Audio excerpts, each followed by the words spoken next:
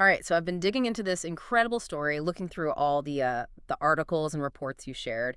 In the beginning, it just drops you right in. Picture this: Cairo, 2014. Oh, yeah. You're immediately there, aren't you? On the ground. You can almost feel that constant buzz, the sound of the traffic, those horns, The horns, exactly. and the call to prayer sort of floating over everything. It's this mix of ancient and completely modern. It really is. The sources just paint this amazing picture of the city's energy, and right in the middle of all that history, something totally new was starting to bubble up. Yeah, not your usual kind of conflict. No, this was different. It wasn't politics, not really history repeating itself. This was a battle happening, like on people's phones. A fight with apps and code and, well, a lot of investor money behind it. What the material lays out is this amazing face-off between two, giants. Two big players. You had Uber, the global name coming all the way from San Francisco, already shaking things up everywhere. Yeah. And then Careem, the challenger, but crucially one that really grew out of the region itself from Dubai. Right, and they were going head to head, really fighting for dominance in this new frontier for ride-hailing across North Africa. In Cairo. Given its size, its complexity, hmm he was ground zero for this whole thing. A key battleground. Now, Uber, by the early 2010s, they were already this huge force, right? They completely changed how people moved around cities globally. Definitely. Their whole model, the tech platform, letting basically anyone with a car become a driver, Mhm. it was revolutionary stuff. They looked, well, kind of unstoppable as they were expanding. And they were moving fast. But when they looked at the Middle East and North Africa, the Minmini region, it wasn't like an empty space waiting for them. Not at all. Careem was already making moves. And they weren't just trying to be an Uber clone. They were building something for that specific place, for those unique conditions. Yeah, and there's this quote that captures it so well from Budasir Shikha, one of Careem's co-founders. He said something like, "We understood the region's unique challenges, cash-based economies, cultural nuances, and infrastructural gaps." Right. And then he added, our mission was to simplify and improve lives in the Mine region. That quote, it really nails their strategy, doesn't it? It wasn't just about the app. No, it was about the context, the local reality. And the reports we looked at, they suggest this was just, well, absolutely vital for them. It gave them a real edge early A on. huge head start. They built this strong foothold across the region by around 2015, using those insights that maybe Uber, coming from Silicon Valley, didn't fully grasp or prioritize right away. So when Uber does finally launch in Cairo, it's not exactly smooth sailing, not like maybe London or Paris. No, the accounts from back then paint a picture of immediate hurdles. You had complex regulations, a whole bureaucracy maybe not quite ready for this disruptive model. And then there are the existing taxi drivers. Oh, absolutely. You can't Oh. forget that. They saw Uber as this existential threat, basically. Hmm? So you had protests, public friction. It adds this whole other human drama layer. For sure. Plus, just the practical stuff, the city scale, Yeah. the traffic, maybe unreliable mapping in places, Yeah. real operational headaches. Meanwhile, Kareem's already navigating this. It's their home field. And what's really interesting is how Careem translated that understanding into actual features, things people really needed. Exactly. It wasn't just talk. The material points to things like scheduled rides, which in a city like Cairo, where planning your journey is kind of essential, That's a game changer. huge convenience. And the other big one you mentioned, Cash payments. cash. And in so many parts of the Minang region, cash is just how things get done day to day. Still king. Yeah. And Uber's initial model being so heavily reliant on credit cards, Mhm. that was a real disadvantage. A lot of potential customers just couldn't use them easily, maybe didn't have cards or just preferred cash for taxis. Mhm. It's such a clear lesson, isn't it, about needing to adapt. Uber, the global behemoth, wrestling with these outside pressures and maybe some internal assumptions.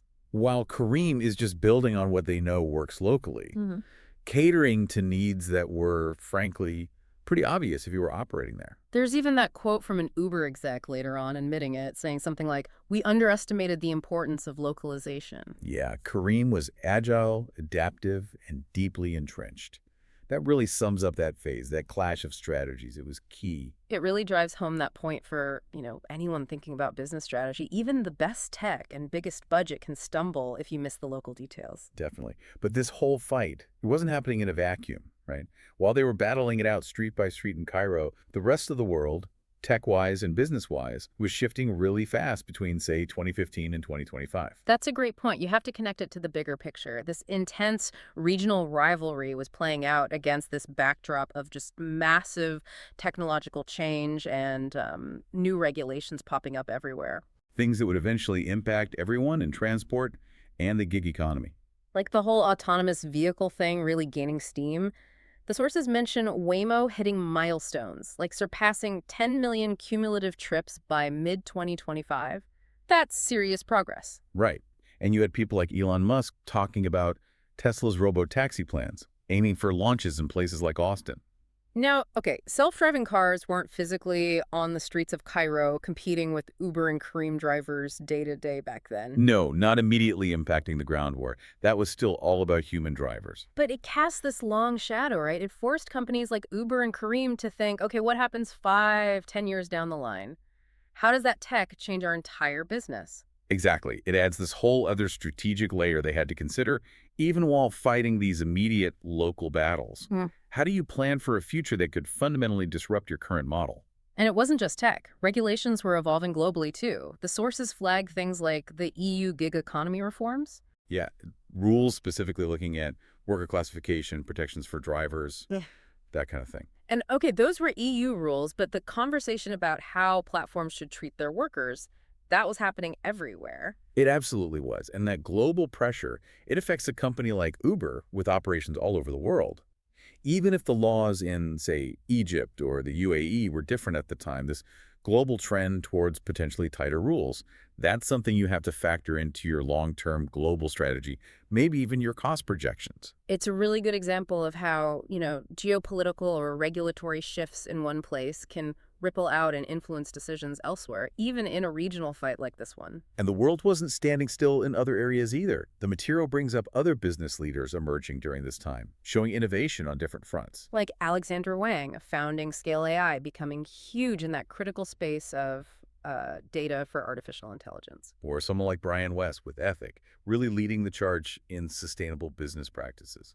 Right, different angles, but showing these broader trends, the rise of AI, the growing demand for ethical, sustainable products. They just illustrate the wider currents that companies like Uber and Careem were swimming in, competing for talent, for investment, for attention in a world that was already looking beyond just, the basic platform model. Okay, so fast forward through years of this intense back and forth on the ground, and we hit the major climax of this particular story in 2019. Yep, the big one, the landmark deal. Uber acquires Careem. For a reported $3.1 billion. $3.1 billion, a huge number. And that was basically the moment the direct rivalry ended. It shifted from pure competition to, integration. And you can see the logic for Uber, right? Buy out your toughest regional competitor, solidify your position overnight, and instantly gain all that localized know-how and the user base Careem had built. Makes perfect sense strategically for them. And for Careem. It was a massive exit, sure, but also a chance to plug into Uber's global scale their resources. Mudassir Sheikhat talked about it too. There's another quote where he apparently said, "Our vision aligned with Uber's. Together, we aim to accelerate the region's digital transformation." So it wasn't framed as like one side winning and the other losing, more like a strategic joining of forces to chase an even bigger regional goal. A really interesting outcome. Not a knockout, but a strategic merger that just completely reshaped the market there. But, even after that massive deal went down, the industry itself didn't just, stop evolving. The changes we were talking about, they just kept going, maybe even accelerated. Absolutely.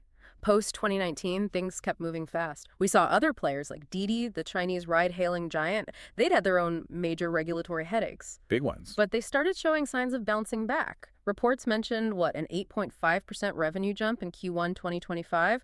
It just shows how resilient these platform businesses can be. Definitely. And AI. It went from being this sort of future concept to something absolutely central. You had firms like PwC, Accenture, constantly banging the drum about needing AI for everything. Optimizing routes, making smarter business decisions, driving innovation. All of it.